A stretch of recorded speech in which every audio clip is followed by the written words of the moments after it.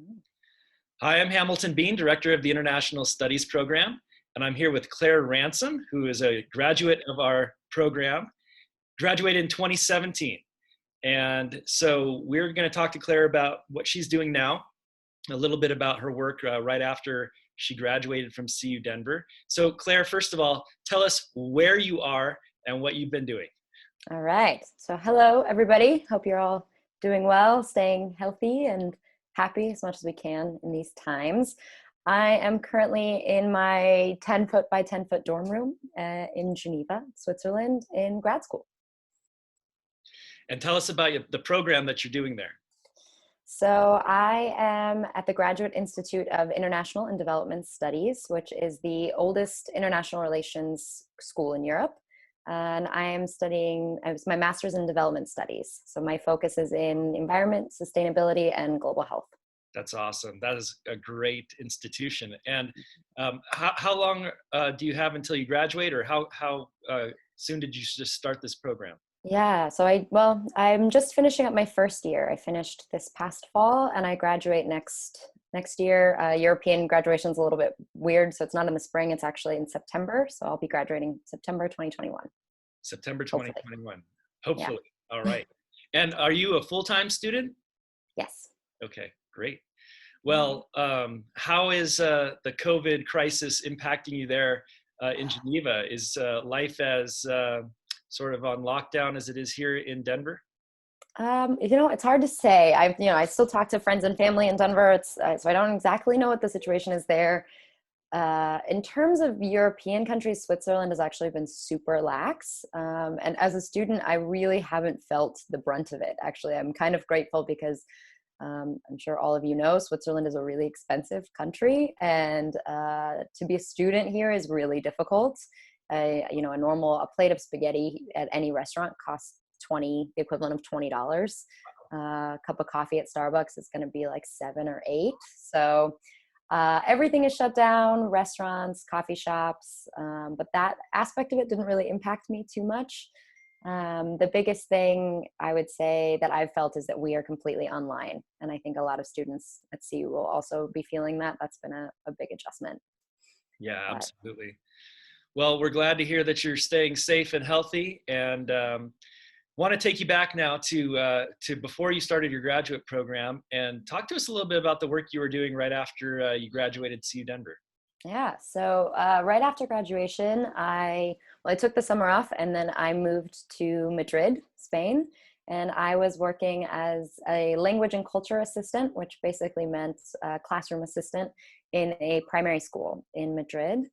So there's been a huge push in Spain over the past couple of years for bilingual education.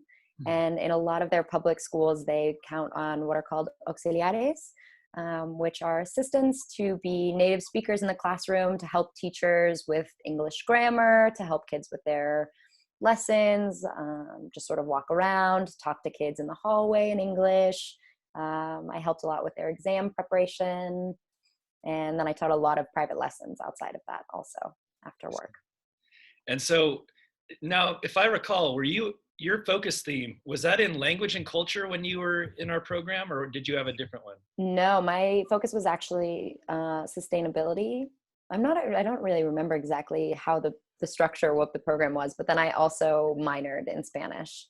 Oh, So I okay. spoke Spanish before I moved out there, but I didn't feel completely fluent in Spanish. It still felt like something I had to think about to really conjugate verbs and have conversations. So I moved out there to really cement the Spanish, and also the Spanish lifestyle is just incredible. So.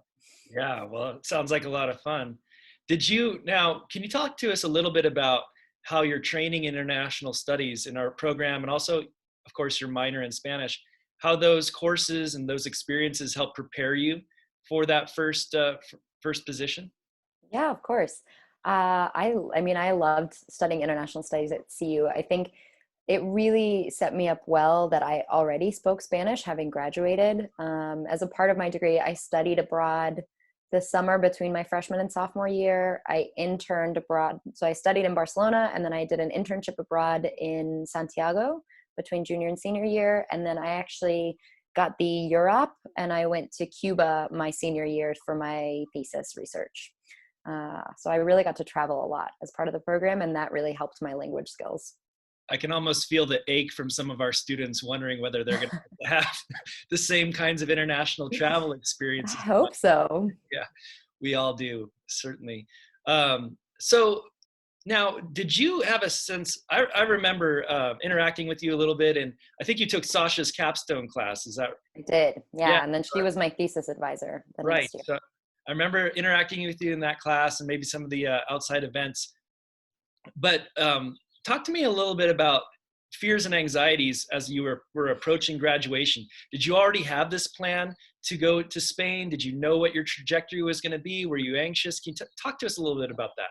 Good question. Well, I just have to say, first of all, that I'm a pretty type A personality. I'm a really big planner. But I think with that also comes a lot of anxiety. So I think to anybody, graduation is kind of just this really scary idea, even if you do have something planned. So I had to apply to the program to teach in Spain the winter before graduating. And then I was accepted, I think in February or March. So it was relatively before graduation that I had this plan set and that I knew for sure that I was going, but it was definitely really scary, nerve-wracking. Of course, I was really scared and anxious, but I also knew that that program would last for a year, and then I would see what I did after that, and it was sort of just my moment to say, done with school, let's just see what happens. Yeah, have a big adventure. That's sort of similar to my own path. I taught English in Japan after Oh, graduating cool. from my undergraduate degree, and that led me back to graduate school, like you. So I Nice. decided at that point I was all in on an international career, wanted to be a permanent expat. I kind of live in the dream here as an international studies director. I get to travel a lot, but I'm based Yeah. here in Colorado. But so tell us a little bit more about your future plans, where you think, or where you hope your graduate degree is going to take you. Are you doing any kinds of internships? Are you already putting out feelers for post-graduation employment? Yeah. Yeah, it changes every day. So it's hard to say concretely, but I think every single time it changes, it gets me a little bit closer. Internship plans have been a little bit disrupted because of this whole situation, but right now I've got a couple of different paths that I'm pursuing. The first one is a career in sustainability consulting.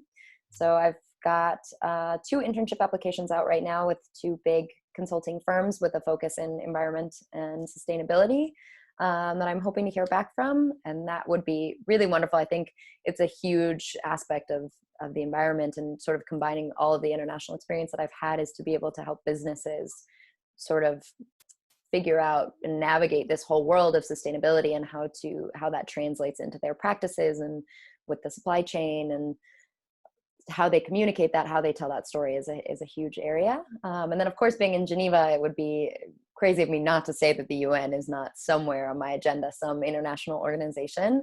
I've applied for an internship in a climate policy at the WMO, which is not as well known, but it's the World Meteorological Organization. So it's the climate and weather body of the UN. And I got an interview with them, which is really exciting, but don't know when that's going to be taking place because their HR is on pause given the situation. And then longer term, I think I really love learning, and I do right now, as much as I'm sort of struggling through theory and academia, I could see myself pursuing a PhD a little bit further down the line, and pursuing a career teaching, because I think I love teaching. That's what I was doing in Spain, but I would like to work for a couple of years first. Absolutely. Well, I have no doubt in your ultimate success at all of these endeavors, and congratulations on getting some good signs early on here from some of these organizations you want to work for. So, any last bits of advice for our students? Oh, hey, one thing I wanted to ask: is it okay if I put your LinkedIn in the description for this video in case any of our students would like to contact you, or just be in your network, so to speak? Of course. Yeah, absolutely. It's always it's a good thing to get some more traffic on LinkedIn. Yeah, great. Any final words of advice for our students during this time?